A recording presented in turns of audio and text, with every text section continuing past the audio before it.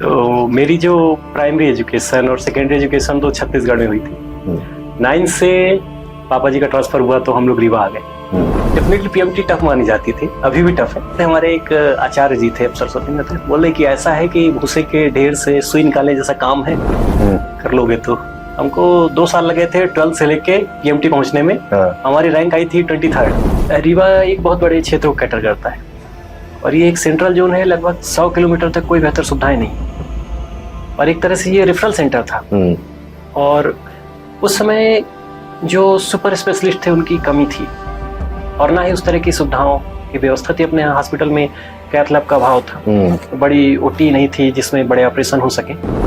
अभी जो रिसेंटली एक डेटा आया, मैंने देखा सोशल मीडिया में भी वो शेयर हुआ कि सबसे ज्यादा प्रोसीजर्स मध्य प्रदेश में रीवा में हुए सुपर स्पेशलिटी की। वो जो ग्रेडिंग आई उसमें तो बड़ा अचीवमेंट है, क्योंकि सब डिपेंड रहते थे या तो जबलपुर भागो, नागपुर भागो, मुंबई भागो।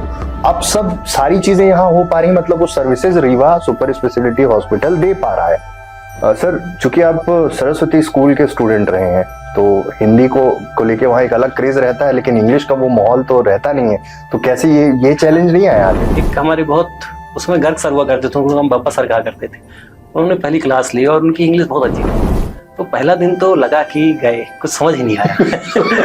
फिर लगभग 3-4 महीने लगा और एक भार्गव की डिक्शनरी आया करती थी, वो खरीदी। और उस दौर से बाहर निकालना कितना कठिन था जब रीवा को लेके बहुत नेगेटिविटी थी कि रीवा में ये चीजें नहीं हो सकती हैं। एक हब बन चुका था, लोग नागपुर भाग रहे हैं, बनारस भाग रहे हैं, लखनऊ जा रहे हैं, दिल्ली जा रहे हैं। रीवा में तो एक विश्वास ही पैदा नहीं हो पा रहा था। हम लोग डीएम कोर्स शुरू करने वाले हैं। मतलब हम लोग जैसे पढ़ाई किए थे डीएम कार्डियोलॉजी, तो इसी तरह के हमारे जो नए बच्चे एमडी करके निकल रहे हैं वो यहाँ पढ़ाई कर सकें। आपको बताएं, हम दिल से बोले तो बिल्कुल के लोग बड़े अच्छे हैं। बाकी मेडिकल हब बनने की दिशा में रीवा है, ऐसा आप मानते हैं? बिल्कुल, डेफिनेटली।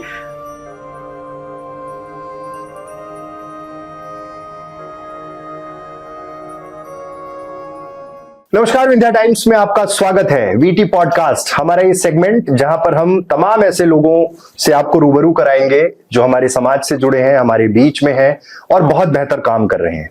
और सबकी ये कोशिश होती है कि जो बहुत अच्छा कर रहे हैं, जो हमारे समाज के लिए बहुत बड़ा योगदान दे रहे हैं, हम उनसे आपको मिलवाएं। आज हमारे साथ रीवा सुपर स्पेशलिटी हॉस्पिटल के doctor cardiologist doctor VD Tripathi sir हैं। सर, पहले तो बहुत बहुत स्वागत है। सर, बहुत सारे लोगों से बात हुई और व्हाट्सएप पे भी बहुत सारे मैसेजेस आए और मैंने कहा कि इस तरह का प्रोग्राम मैं शुरू कर रहा हूं, तो उन्होंने कहा कि डॉक्टर्स को बुलाइए, लेकिन हर बार वो अवेयरनेस और तमाम चीजों के बारे में बात करते हैं, हमें उनके बारे में भी जानना है। तो मैं सबसे पहला क्वेश्चन मेरा यही है, मैं ये जानना चाहता हूँ कि ये जर्नी कैसे शुरू हुई थी, स्कूलिंग कहाँ से हुई, कैसे एक एक स्टेप में आगे बढ़े और कब डिसाइड किया कि डॉक्टर बनना है, ये कैसे निर्धारित हुआ? तो मेरी जो प्राइमरी एजुकेशन और सेकेंडरी एजुकेशन तो छत्तीसगढ़ में हुई थी। 9 से पापा जी का ट्रांसफर हुआ तो हम लोग रीवा आ गए। रीवा में मैंने पढ़ाई की सरस्वती स्कूल जेलमार में। तो 9 से लेकर 12 तक पढ़ाई वहीं की। तो बड़ी इंटरेस्टिंग है कहानी डॉक्टर बनने के लिए। क्या होता था कि हमारा घर अमैया में था, हमारे घर के चारों तरफ मेडिकल स्टूडेंट रहा करते थे और जब लोग पढ़ने जाया करते थे तो देखने में बड़े स्मार्ट और व्हाइट कोट पहन के जाते थे, तो लगता था उनको देख के कि भाई कुछ करना है, प्रोफेशन जाना है तो यही बनना है, डॉक्टर ही बनना सबसे अच्छा रहेगा। तो उनको देख के, यहाँ तक कि हमारे समय में जब हम बचपन में 10th में थे और 11th में थे तो हमारे सामने डॉक्टर केडी सर निकला करते थे, डॉक्टर केडी सिंह। उनको देख के लगता था अरे सर, और बड़ी स्मार्ट दिखा करते थे, अभी भी स्मार्ट है लेकिन उस समय स्मार्ट दिखा करते थे। और कई लोग थे जो हमारे साथ रहते थे, उनको देख के ही हमको लगा। और उसमें स्कूल भी जाना होता था साइकिल से, तो मेडिकल कॉलेज से सामने से जाते थे। तो प्राथमिक रूप से यही ड्राइविंग फोर्स था कि चारों तरफ हम डॉक्टरों को देख रहे थे। वैसे हमारे फैमिली में सब फॉरेस्ट में थे, तो अगर इसमें नहीं आते तो शायद फॉरेस्ट में जाते। तो ये मतलब वहीं से ये इंस्पिरेशन मिला कि आसपास का एनवायरनमेंट ऐसा था, डॉक्टर्स को देख रहे थे तो लगा कि उसमें आना चाहिए।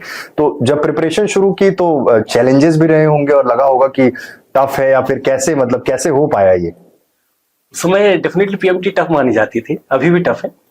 पीएमटी में क्या रहता था कि ऐसा बोलते थे, हमारे एक आचार्य जी थे, सरस्वती में थे, बोले कि ऐसा है कि भूसे के ढेर से सुई निकालने जैसा काम है, कर लोगे तो अब लगा। लेकिन इनको देखते थे, जो स्टूडेंट्स थे चारों तरफ थे, उनसे पूछा कि किया जा सकता है, तो बोले अच्छे से तैयारी करोगे तो सेलेक्ट हो जाओगे। तो फिर सब उनका गाइडेंस, और रीवा में टीचर्स थे हमारे बहुत पुराने, बहुत फेमस टीचर हुआ करते थे उस समय, वाई.के. अग्रवाल सर और गुप्ता सर और आर.के. सिंह सर जुलाजी के। तो रामसिया सर बॉटनी के, तो सर लोगों का सहयोग था और उनको फॉलो करके, उनकी पढ़ाई गई चीजों को फॉलो करके हम लोगों ने पीएमटी दी और अच्छे से सेलेक्ट हुई। हमारी बड़ी अच्छी रैंक आई थी उस समय। हमको 2 साल लगे थे 12th से लेके पीएमटी पहुंचने में। हमारी रैंक आई थी 23rd। ओके। फिर सब बोले कि रीवा में रहो, घर के पास रहो, कहाँ दूर जाओगे, तो फिर हमने रीवा ले लिया। और हमारी एमबीबीएस फिर यहीं रीवा से हुई। अच्छा, एमबीबीएस आपने रीवा से किया। सर, चूंकि आप सरस्वती स्कूल के स्टूडेंट रहे हैं, तो हिंदी को लेके वहाँ एक अलग क्रेज रहता है, लेकिन इंग्लिश का वो माहौल तो रहता नहीं है, तो कैसे ये चैलेंज नहीं आया आगे? फिर ये बहुत बड़ा चैलेंज था। जब पहले दिन गए मेडिकल कॉलेज, तो वहाँ सब एक हमारे बहुत उसमें गर्ग सर हुआ करते थे, उनको हम बाबा सर कहा करते थे। उन्होंने पहली क्लास ली और उनकी इंग्लिश बहुत अच्छी थी। तो पहला दिन तो लगा कि गए, कुछ समझ ही नहीं आया। फिर लगभग 3-4 महीने लगा और एक भार्गव की डिक्शनरी आया करती थी, वो खरीदी और सब थोड़ा बहुत इंग्लिश सीखने का प्रयास किया। और उस समय दोस्त लोग थे जो इंग्लिश मीडियम से, तो उन लोगों ने थोड़ा सहयोग किया। तो मेहनत करके लगभग 4 से 6 महीने में पिकअप किया। फिर धीरे धीरे चीजें बेहतर हुई और इंग्लिश भी समझ में आने लगी। तो बेसिकली ये था कि माध्यम तो धीरे धीरे बनने लगता है, क्योंकि जैसे हमने जो अपनी डीएम की पढ़ाई की थी कलकत्ता से की, तो हमसे बंगाली नहीं बनती थी, लेकिन 6 महीने में हमको बंगाली समझ आने लगी, बोलने बनने लगा काम की। तो आपको 4-6 महीने लगते हैं। दुनिया के कोई भी देश में चले जाए, कोई भाषा रहे, 6 महीने साल भर में आपको काम हो जाता है। अब दूसरा फिर लगन हो कि नहीं, अब जब उस प्रोफेशन में और करना है तो ऑप्शन भी नहीं, सबको आगे ही बढ़ना है। सर, रीवा मेडिकल सुविधाओं को लेकर हमेशा सुर्खियों में रहा। पहले बहुत सारी नेगेटिविटी भी रही।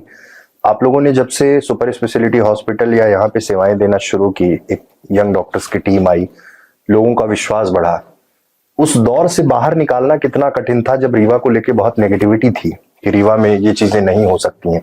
एक हब बन चुका था, लोग नागपुर भाग रहे हैं, बनारस भाग रहे हैं, लखनऊ जा रहे हैं, दिल्ली जा रहे हैं। रीवा में तो एक विश्वास ही नहीं पैदा नहीं हो पा रहा था।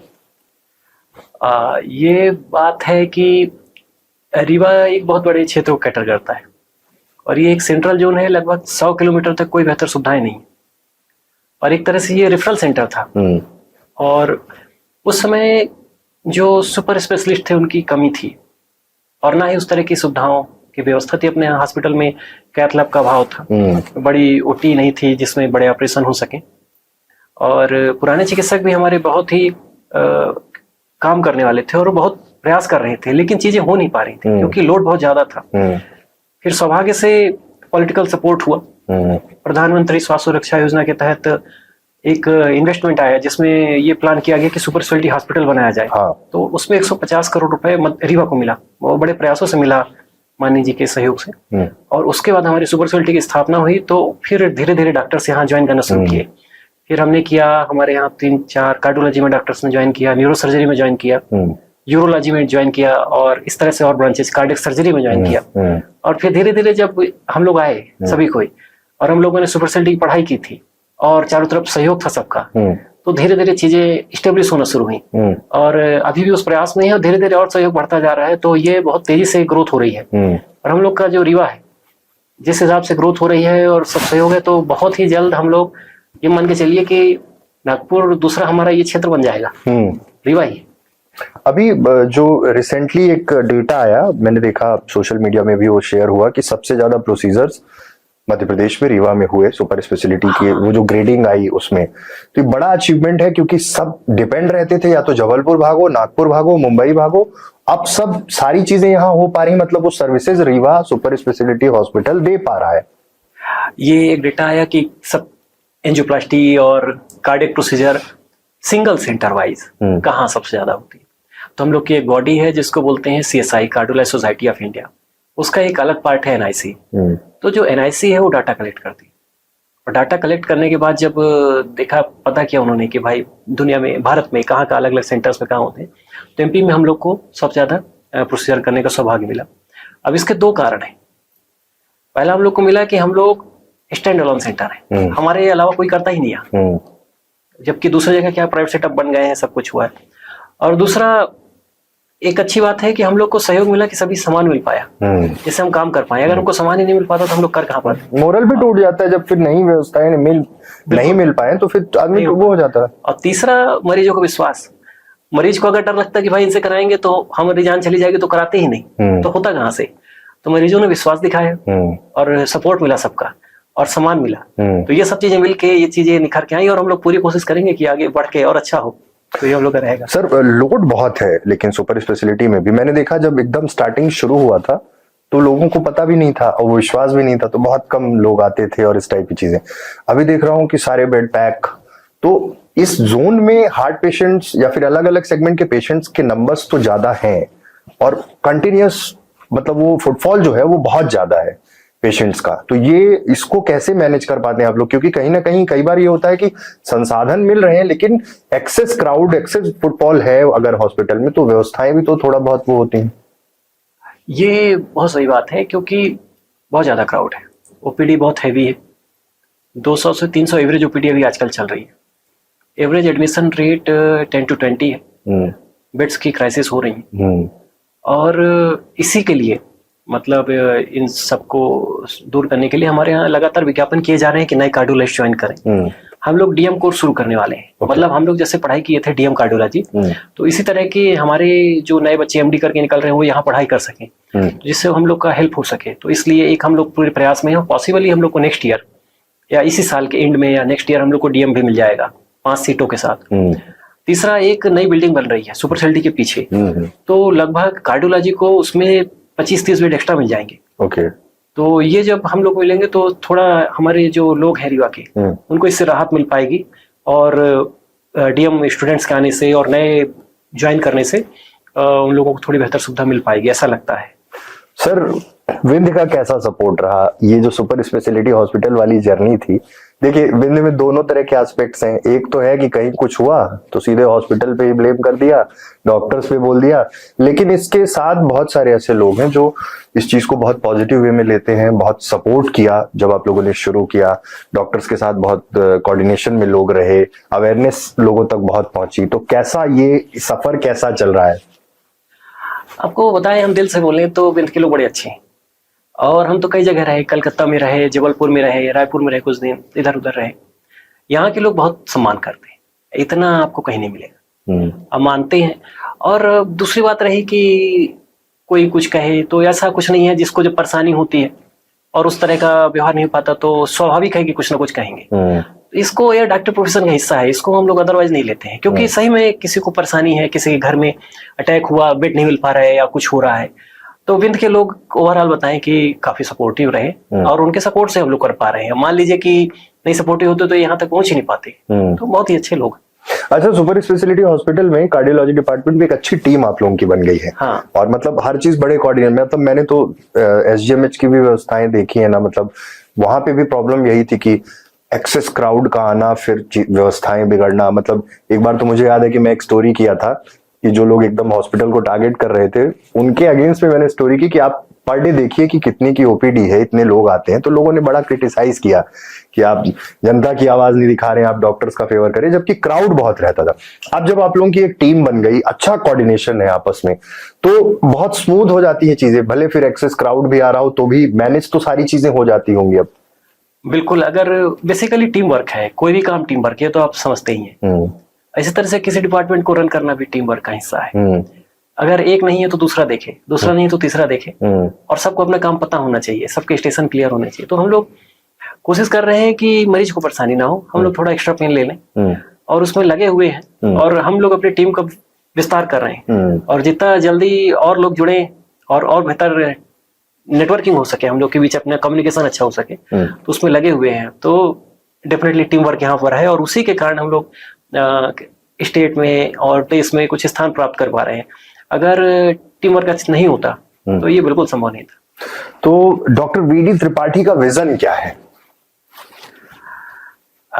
इसमें विजन अलग अलग तरह से हो सकते हैं, पर्सनल विजन या प्रोफेशनल विजन। दोनों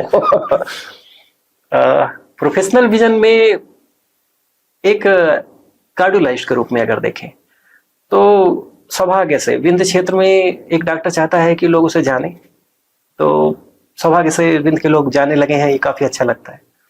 और एक स्टेबल लाइफ मिले, वो मिल रही है यहाँ पर, पर्याप्त नाम मिल रहा है, पर्याप्त सब कुछ ठीक है। तो हम इसमें तो बिल्कुल जैसा चाह रहे हैं वैसा मिलिए। पर्सनल रूप में क्या है कि थोड़ा सा लाइफ हेक्टिक हो जाती है डॉक्टर, और बड़ा कठिन हो जाता है कई बार लगातार सवेरे से शाम काम करना, तो थोड़ा आराम की जरूरत है।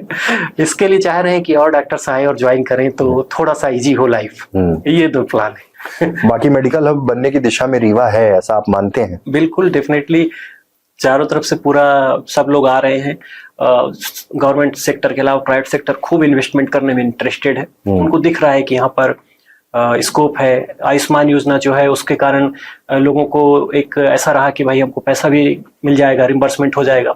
तो नए हॉस्पिटल लगातार लोग लगाने के प्रयास में है। चारों तरफ सुनने में आता है कि XYZ कॉर्पोरेट हॉस्पिटल यहाँ खोल रहा है। और दूसरा ये हो रहा है कि गवर्नमेंट में हमारी स्वास्थ्य सुविधाओं का विस्तार हो रहा है। ऐसा मानिए कि कैंसर हॉस्पिटल जल्दी बन पा रहा है, सुपर स्पेशलिटी एक नई बिल्डिंग बन रही है। डेफिनेटली मेडिकल हब बनेगा ही। ओके, नागपुर का बहुत सारा क्राउड रुका, मतलब मैंने देखा है कि लोग कितना ज्यादा मतलब नागपुर जाते थे, तमाम चीजें वहां किसी तरह से चीजें कैरी करना, लेकिन उतना हेक्टिक भी था और पैसे भी बहुत लगते थे। अब बहुत ज्यादा गिरावट तो हुई इसके कारण, क्योंकि प्रोसीजर्स आप लोगों ने यहाँ शुरू कर दिए, तमाम बड़ी बड़ी सर्जरी यहाँ होने लगी, तो वो पेशेंट भी तो मिलते होंगे जो पहले नागपुर पे डिपेंड रहते थे। नागपुर जाने का क्रेज तो कम हुआ है, इसमें कोई संदेह नहीं है, और लोग रुक रहे हैं और डेफिनेटली पेशेंट मिल रहे हैं, और सबका यही कहना है कि अच्छा हो रहा है और बेहतर करना है, तो बिल्कुल ये हो रहा है। तो ये हमारे साथ डॉक्टर वीडी त्रिपाठी जो रीवा सुपर स्पेशलिटी हॉस्पिटल में अपनी सेवाएं दे रहे हैं, अपनी तमाम चीजें बताई, किस तरह से इस फील्ड में आए, कैसे MBBS किया, किस तरह से यहाँ पे सर्विसेज दे रहे हैं, और उनको उम्मीद है कि रीवा मेडिकल हब के रूप में डेवलप होगा। यहाँ के लोगों को सुविधाएं मिल रही हैं सुपर स्पेशलिटी हॉस्पिटल में, और धीरे धीरे करिए पूरा विस्तार होता जाएगा। सर बहुत बहुत धन्यवाद। Thank you.